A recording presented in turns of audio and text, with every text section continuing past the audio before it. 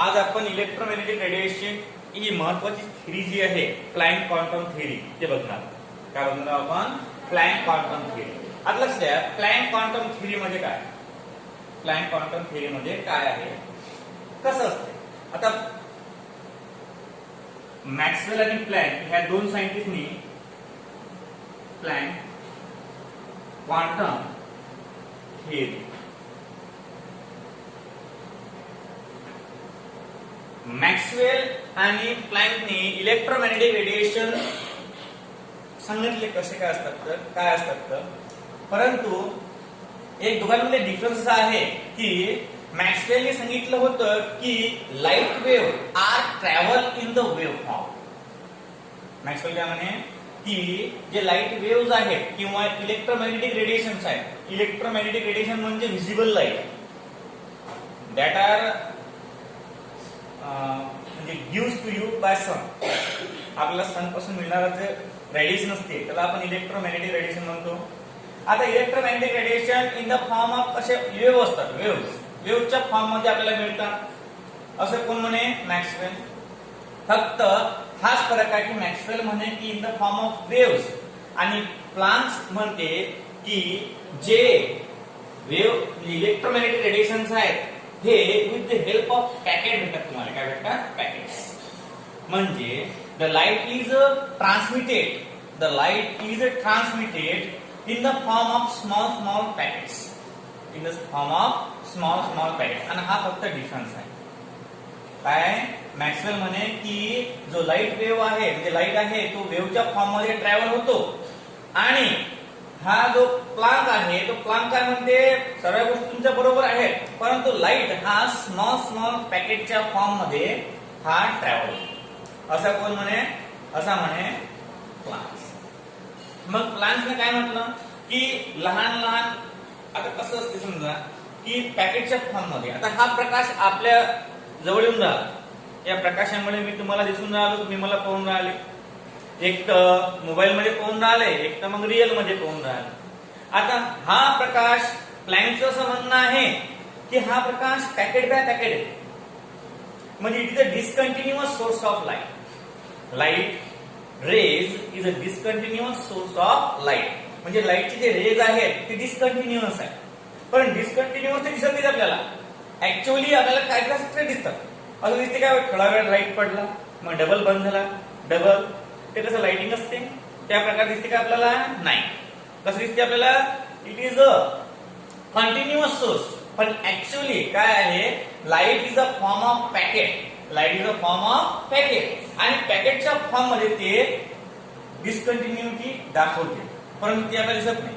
आता for example तुम्हाला सांगतो मी, समजा आता मी मॅथमॅटिक्स पाहिलं असेल 10व्या वर्गामध्ये.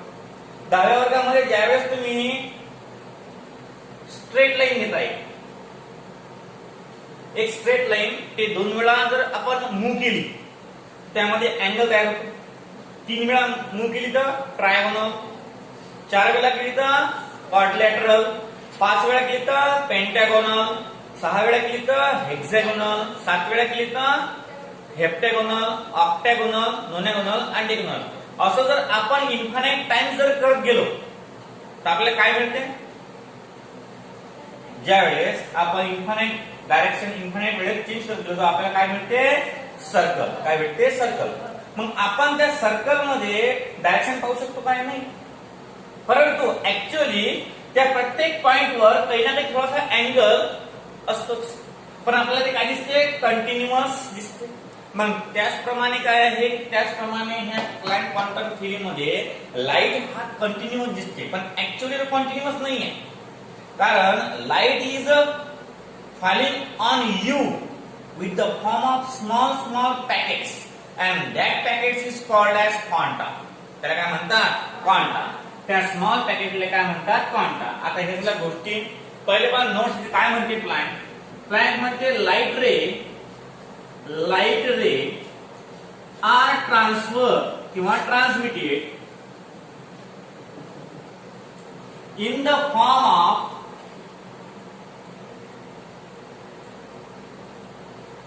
Small packets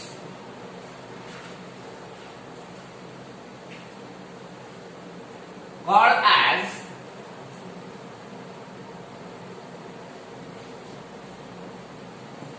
quanta. called as quanta. म्हणजे जे लाईट आहे ते लाईट रे ट्रान्सफर करतात इन द फॉर्म ऑफ किंवा ट्रान्समिट होतात in the form of small packets आणि त्या स्मॉल पॅकेटला काय म्हणतात क्वांटा. समजा एका ठिकाणी इथून तुम्ही उभे आहात आणि हा प्रकाश सन कडून तुम्हाला मिळून राहिला तर हा in the form of packets आहे स्मॉल पॅकेट्स.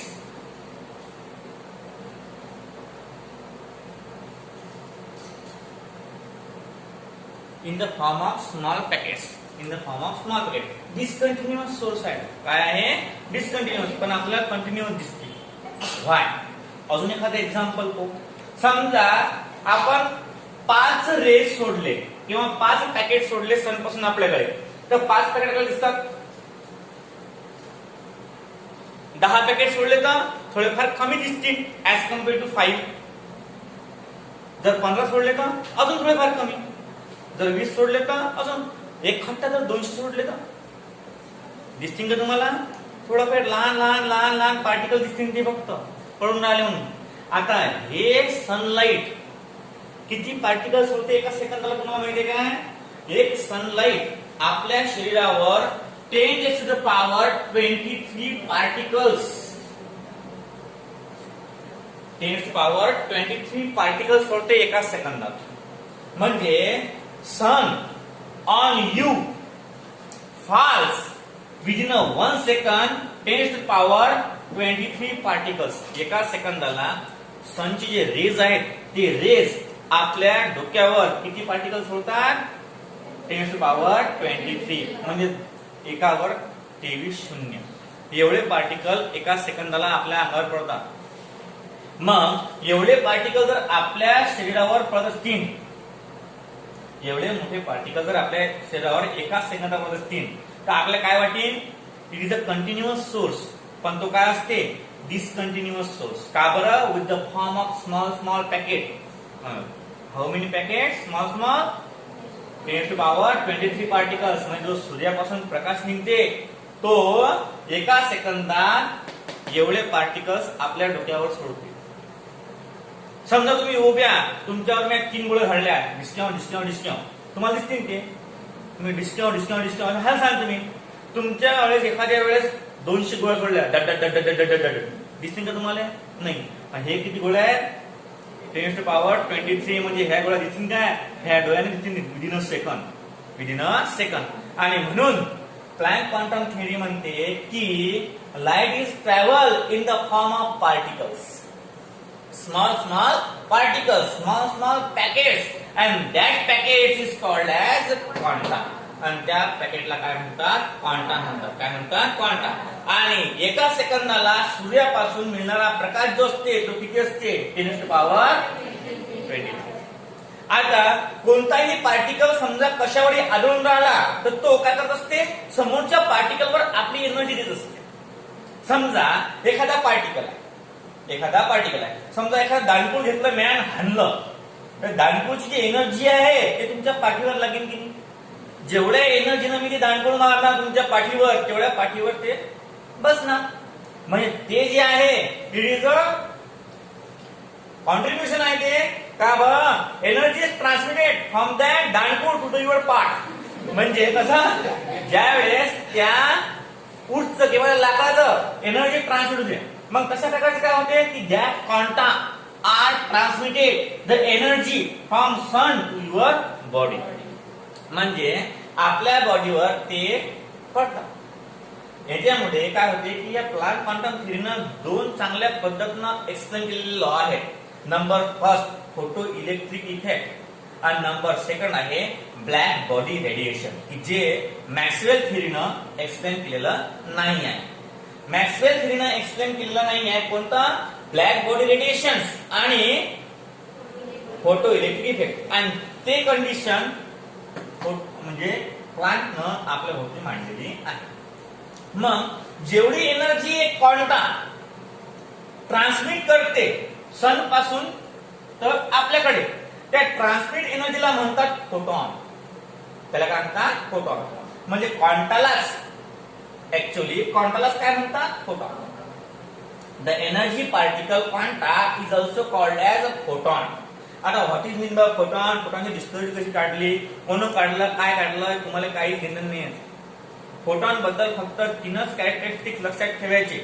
फोटॉनचा शोध कोणाला लागला, फोटॉन कसा असते, गोरा असते, शाहरुख खान दिसते, हे काही नाही तुम्हाला. एवढं डीप नॉलेज बसान इकडे कन्नडा म्हणजे कन्नडा म्हणून याच्यात लक्ष द्यायचं नाही. फक्त काय आहे फोटॉनचे 3 प्रॉपर्टी तुम्हाला सांगतो मी, त्या फक्त लक्षात ठेवायच्या. की काहीच नाही, एक एनर्जी पार्टिकल असते की तो सन जवळून क्वांटाच्या फॉर्म मध्ये आपल्या बॉडीपर्यंत येतो, त्याला फोटॉन असं म्हणतात. या फोटॉनची व्हेलॉसिटी काय असेल ना, या फोटॉनची व्हेलॉसिटी काय असेल, जर तो सनलाइटच्या स्पीडने येऊन राहिला म्हणजे त्याची velocity is equal to the speed of light आहे ना. तो क्वांटाच्या फॉर्म मध्ये जर मानवी शरीरात प्रवेश करून राहिला तर त्याची स्पीड काय असेल, the speed of light. The speed of light म्हणजे क्वांटा झालं. नंतर आपण फोटॉन बद्दल माहिती पाहिली. फोटॉन म्हणजे काय आहे, the energy particle quanta. The energy particle quanta. आता क्वांटा बद्दल तुम्हाला सांगायचं झालं, characteristics of photon. Characteristics of photon. Characteristics of photon.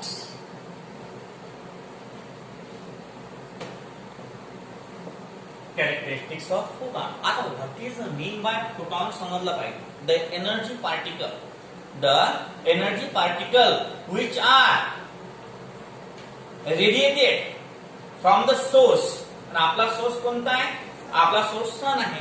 मग सन कडून जे पार्टिकल्स येतात, जे क्वांटा येतात विथ एनर्जी, जे क्वांटा येतात ते एनर्जी. आता लक्षात घ्या, कोणता ना कोणता पार्टिकल एकाकडे आढळून राहिला, तिथं कोलॅजन होऊन राहिलं, तर कोलॅजन होऊन राहिलं म्हणजे त्या पार्टिकलला काही ना काही एनर्जी असणारच की नाही. मग तो पार्टिकलला एनर्जी दिलीच नाही तो धावीन काय नाही. समजा आता एखाद्या माणसाला 15 ते 20 दिवस जेवण करायला दिलंच नाही, तो कोणतं काम करणार काय नाही. म्हणजे एनर्जी भेटून सुद्धा कसं काम करणार. आता इलेक्ट्रॉन जवळ एनर्जी असते, मग that electron are revolve around the orbit. जर एनर्जी नसेलच तर रिव्हॉल्व करणार का, तो नाही करणार. मग बघा आता काय असेल कॅरेक्टरिस्टिक्स ऑफ फोटॉन. म्हणजे फोटॉन म्हणजे कसं आहे, एनर्जी पार्टिकल क्वांटा आहे. एक स्मॉल पॅकेट आहे, एक small packet in the form of quanta having energy is called as photon. Is called as photon. या फोटॉन बद्दल सर्वात पहिला मुद्दा, photon is travel along the speed of light. म्हणजे फोटॉनची स्पीड किती असते, जेवढी लाईटची स्पीड असते. आता फोटॉन का अलग आहे काय, लाईट पडून राहिला, लाईटात फोटॉन येऊनच राहिला की नाही.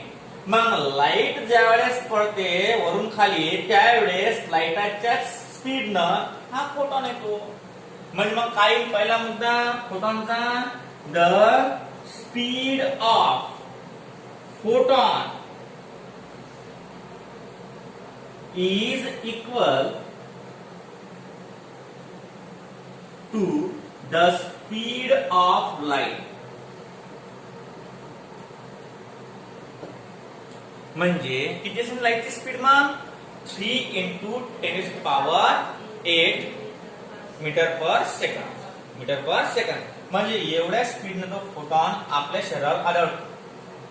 एका सेकंदात किती आढळतात ते, 10⁻23 एवढे फोटॉन पार्टिकल. ते फोटॉनला काय म्हणतात, पार्टिकल. तेवढे फोटॉन एका सेकंदात बंबार्डिंग करतात आपल्या अंगावर. समजा एखादे लहान लहान गोटे आहेत आणि लहान लहान गोटे समजा तुमच्या शरीरावर मी टाकले, किती 10⁻23 टाकले तर कसं होईल. एक खट्ट तर गोळा मारला मला एकदम एका सरळ रेषेत दिसते ना, गोळ्या नाही सरळ लाईन दिसते, त्या काय सरळ लाईन. एका सेकंदात जर एवढं, एका सेकंदात जर आपण 10⁻23 एवढ्या गोळ्या जर झाडल्या की नाही तर एकदम सरळ लाईन दिसेल. असं वाटतं आपल्याला की कंटिन्युअस सोर्स आहे हा. कंटिन्युअस काय आहे, सोर्स आहे, एकदम सरळ. मग आता ज्यावेळेस नळ येतात त्यावेळेस काय असतात, ते सुद्धा काय पॅकेट स्मॉल पॅकेटच्या फॉर्म मध्ये H2 H2 H2 H2 पण दिसते का आपल्याला नाही बकेट भर H2 एका सेकंदात असं असते ना मोठा पाईप असला तर टाकी भर एका सेकंदात मग आता तुम्ही समजणार काय की नाही हे H2O चे हे कंटिन्युअस सोर्स आहे कंटिन्युअस सोर्स म्हणा का तुम्ही नाही या त्यामध्ये काय म्हणतात की small particles of water are present in that tank और इन दॅट बकेट आहे ना असं म्हणतात ना small molecules are present in that bucket और इन दॅट टँक तुम्ही असं म्हणून काय बापरे कंटिन्युअस सोर्स ऑफ H2O एवढ्याले बी H2O एवढ्याले बी H2O असं म्हणा कधी नाही मग तशा प्रकारचे क्वांटाजले आपण असं म्हणत नाही की हे स्मॉल आहे ते काय म्हणतात हा बकेट भरून क्वांटाज अशा प्रकारचं हा बघा आणि सेकंड आहे the speed and wavelength of photon changes but the frequency and energy does not changes that is same पण स्पीड आणि वेवलेंथ तरी सारखी होती समजा आता हा the speed of the photon is equal to the speed of light in a vacuum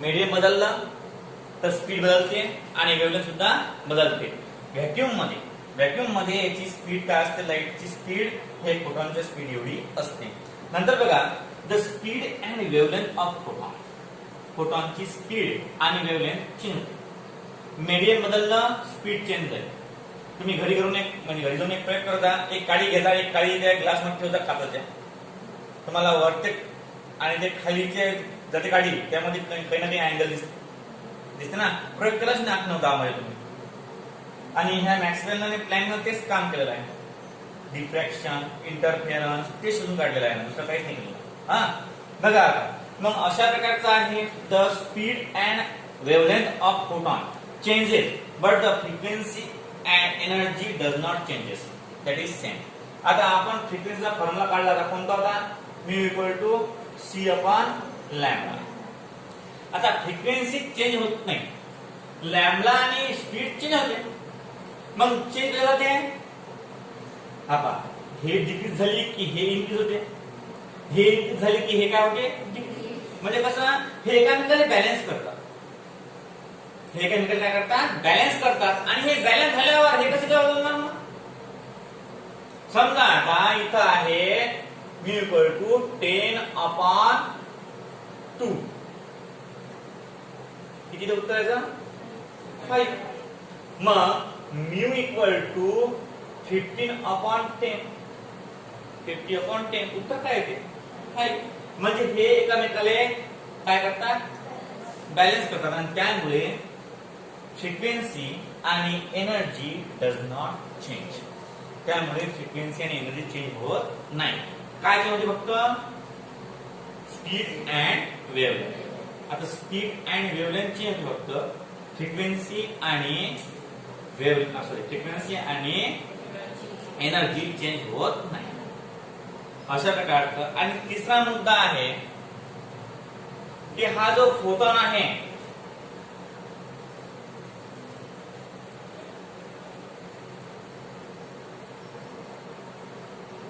हा photon the photon emits 10⁻23 particles in 1 second हा आता बघा अशा प्रकारचे 3 पॉइंट आहेत फोटॉन फोटॉन काय आहे कसा दिसते काय असते याच्या जास्त नादी लागायचं नाही फक्त हे 3 पॉइंट फोटॉनचे लक्षात ठेवायचे की फोटॉनची स्पीड काय असते स्पीड ऑफ लाईट एवढी स्पीड ऑफ लाईट काय असते 3 × 10⁸ मीटर पर सेकंद नंतर the speed and wavelength of the photon changes. Speed आणि वेवलेंथ ऑफ फोटॉन चेंज होते, बाकी काही चेंज होत नाही.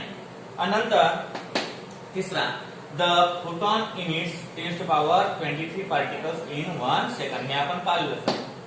अशा प्रकारचे 3 आहेत. हे 3 प्लॅंक क्वांटम थेअरीचं म्हणणं काय आहे. आता या क्वांटम थेअरीचा जर अभ्यास केला तर प्लॅंकनं एक रिलेशन काढलेलं आहे. खूप छान रिलेशन आहे ते रिलेशन आहे एनर्जी आणि फ्रिक्वेन्सी मध्ये. आता काय म्हटलं यांनी की याच्यामध्ये एनर्जी आणि फ्रिक्वेन्सी चेंज होत नाही. म्हणजे या पॉइंट काढता काढता तिथं असं लक्षात आलं की या एनर्जी आणि फ्रिक्वेन्सी मध्ये काही ना काही रिलेशन असेल. एवढे पॉइंट काढल्यावर त्याचं एकच लक्षात आलं की एनर्जी आणि फ्रिक्वेन्सी मध्ये काही ना काही कनेक्शन असेल.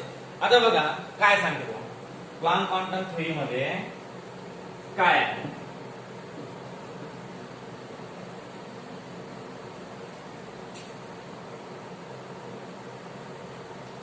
समजा एक सोर्स आहे, आपण सन घेऊ.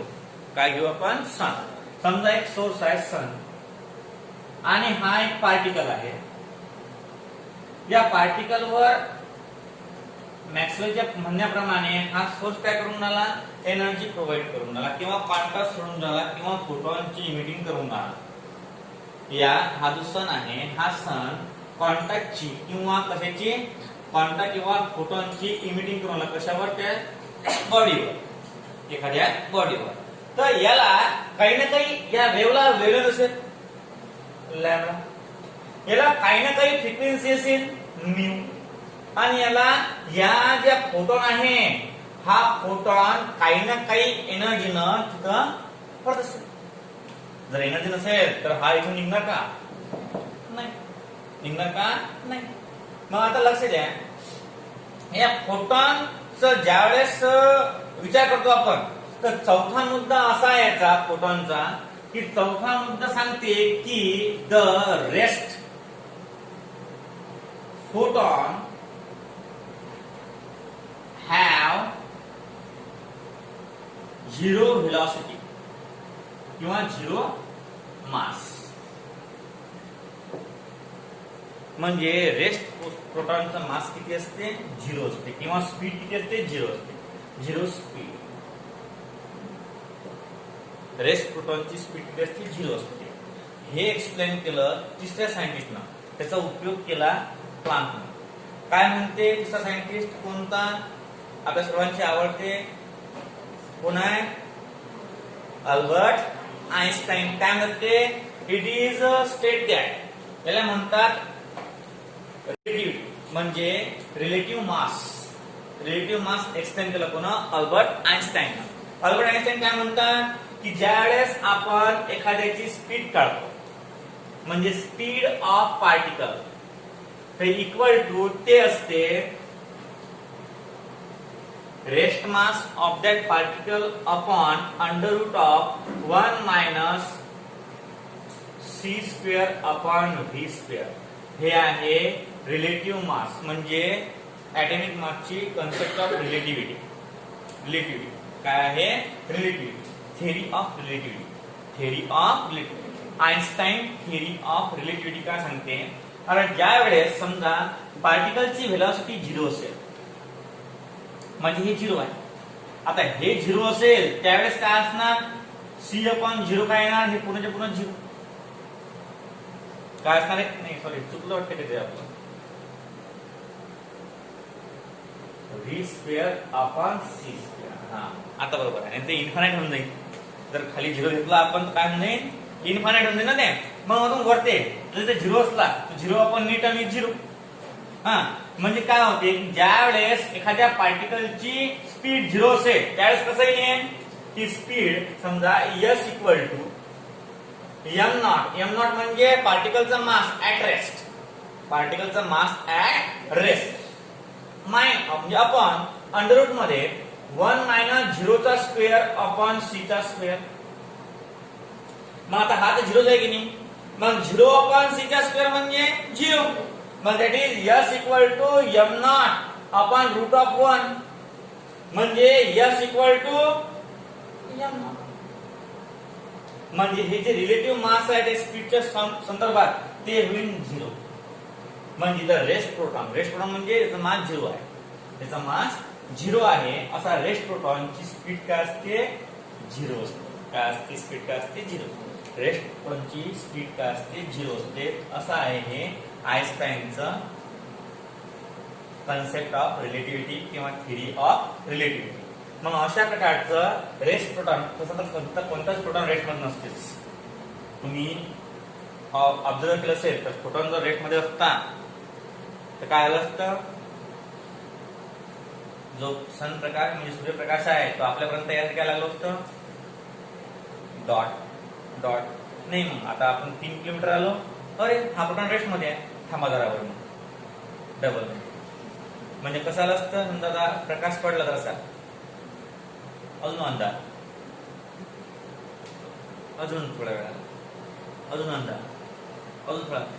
समजा एखाद्या तुम्हाला बंद करून ठेवलं मी आणि विदिन 30 सेकंदानंतर असा एक लाईट पडते, डबल अंधार, असा लाईट पडते, डबल अंधार. तशा प्रकारची गत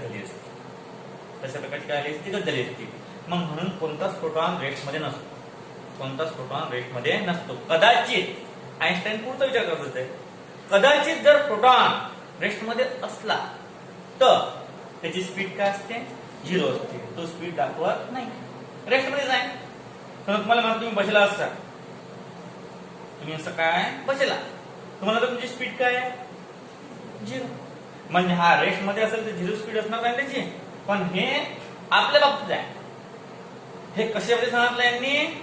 फोटॉन म्हणजे लाईट इफेक्टच्या बाबतीत सांगितलं. कोणत्या सांगितलं? Light effect. हे लाईटच्या आहे. निर्जीव वस्तू बद्दल सांगतो. आपण तर माणसं, आपण कधी उडू काही सांगता येत नाही, पण प्रकाश एकखेप गेला की डबल येत नसते. आणि म्हणून कोणताच प्रोटॉन 0 दाखवत नाही. आता एक सोर्स आहे, तो सोर्स एवढी एनर्जी ट्रान्समिट करला एखाद्या बॉडी जवळ, त्याला काही ना काही वेव्हलेंथ असेल, काही ना काही फ्रिक्वेन्सी असेल, काही ना काही एनर्जीनं तो त्या बॉडीवर पळून असेल. आता एनर्जी म्हणजे स्पीडच एक प्रकारची. एनर्जी म्हणजे काय होते? स्पीड. मग काय म्हणते? Plank quantum theory explain the relationship between energy of the photon and frequency of the photon. Planck explained the energy of photon is directly proportional to the frequency of photon. हा प्लँकचा law आहे. काय आहे प्लँकचा law? In the electromagnetic radiation, the energy of photon is directly proportional to the frequency of photon. म्हणजे जसं energy एखाद्या फोटॉनची वाढत जाईल तशा प्रकारची फ्रिक्वेन्सी वाढत जाईल.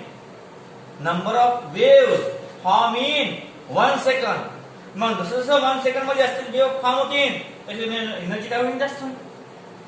समजा एखादी लहानशी काळी घेतली, त्याला आपण आग लावली तर असा हात शेकला आपण, तर कसं राहते? लागते काही आपल्याला शेक म्हणजे काही गरम होते काय? नाही. समजा 4-5 काळ्या घेतल्या मग हात थोडंफार गरम लागते. समजा 1500-1600 काळ्या घेतल्या मग हात शेकले तर कसं लागते? गरम लागते. मग जेवढे पार्टिकल्स वाढतील, नंबर ऑफ पार्टिकल्स, तेवढं काय होईल? तेवढी एनर्जी वाढणार. जेवढे पार्टिकल वाढतील तेवढं म्हणजे एनर्जी वाढणार. मग आता फ्रिक्वेन्सी म्हणजे number of particle per unit time. Number of particle per unit time. मग नंबर ऑफ पार्टिकल जसे वाढतील तसे काय होणार? एनर्जी वाढणार. म्हणून Planck explained the relationship between the energy of photon and the frequency of photon. Planck explained the energy of the photon is directly proportional to the frequency of photon. मग त्यांनी काय केलं? त्यांनी या प्रपोर्शनॅलिटी चिन्हाला गायब केलं आणि त्या ठिकाणी कॉन्स्टंट घेतला. म्हणजे E equal to h nu. H is the Planck constant. The value of Planck constant is constant. ते आपण उदाहरणात पाहूच काय असते इथे. पहा E equal to h nu. E equal to h nu. It is the Planck quantum theory expression. काय आहे?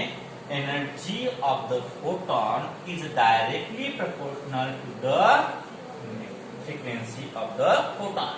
आणि हे प्रोपोर्शनल चिन्ह गायब करण्यासाठी त्यांनी काय केलं, इक्वल टू चं साइन दिलं, म्हणजे E equal to H nu, E equal to H nu. आता we all know that the frequency of the photon is equal to c upon lambda, है ना. काल पाहिलं आपण frequency of the photon equal to speed of light for EMR, for electromagnetic radiation, frequency of light upon wavelength of light. मग बघा, तर या new ची व्हॅल्यू आपण c अपॉन लॅम्बडा या इक्वेशन मध्ये ठेवू, तर काय येते, E equal to H into c upon lambda. मग बघा, H भी कॉन्स्टंट आहे, H काय आहे, Planck constant. c is the velocity of light, हा सुद्धा कॉन्स्टंट आहे. म्हणजे या एक्सप्रेशन वरून काय सांगता येईल, E is inversely proportional to the wavelength lambda. E is inversely proportional to the wavelength lambda. म्हणजे पहा, पहिल्यांदा काय म्हणते की energy of the photon is directly proportional to the frequency of the photon. नंतर याची व्हॅल्यू जी आहे ती आपण मिक्स ठेवली आणि it is a plank constant, proportionality constant, आणि त्याला त्या सायंटिस्टने शोधून काढला फॉर्म्युला, म्हणून त्याच्या नावा स्मृती प्रित्यर्थ त्याला H म्हणजे प्लॅंक कॉन्स्टंटचं नाव देण्यात आलं. नंतर बघा, या म्यू ची किंमत आहे वेलोसिटी अपॉन लॅम्बडा, ती आपण किंमत ठेवली. We all know that for the electromagnetic radiation H is constant and c is also constant because c is the velocity of light, does not change forever. ते कधीच change होत नाही. 3 into 10 to the power 8 meter per second. मग this is constant, this is constant. Therefore, energy of the photon is inversely proportional to the wavelength. जेवढी wavelength लहान तेवढी energy जास्त, जेवढं अंतर लहान तेवढी एनर्जी जास्त. समजा तुम्ही इथं आहात आणि त्या बाहेर हॉलच्या बाहेर आग पेटून राहील, तुम्हाला जास्त चटका बसून करायचा नाही, तुम्ही वेव्हलेंथ कमी कमी करत गेले तर तसं एनर्जी वाढत जाईल. मग तशा प्रकारचं जेवढी वेव्हलेंथ लहान तेवढंच काय आहे, एनर्जी मोठी, आणि एनर्जी लहान वेव्हलेंथ मोठी.